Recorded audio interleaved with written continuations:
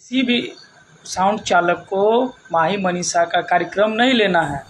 सही सुना आपने। साउंड सिस्टम के मालिक जो है किस प्रकार से माही मनीषा के कार्यक्रम में हुए क्षति को लेकर के कह रहे हैं वो सुनिए, और इसका प्रभाव क्या पड़ा है वो हम आपको आगे बताने वाले हैं।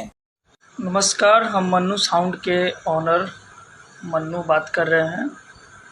जितने भी मधुबनी ज़िला, दरभंगा हो, मुजफ्फरपुर हो, पटना हो, कहीं भी हो, कोई भी आदमी को जब तक खजौली का घटना क्लियर न हो जाए, किसी भी साउंड चालक को माही मनीषा का कार्यक्रम नहीं लेना है।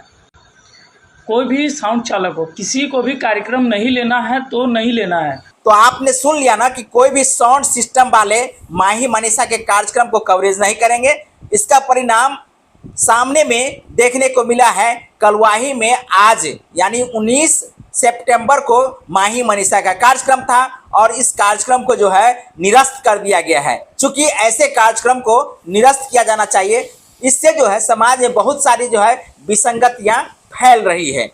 घटना स्थल पे कितना साउंड का नुकसान किया गया है, तो 20 लाख का बेयर है, जिसमें से कोई भी आदमी नहीं देने के लिए तैयार है।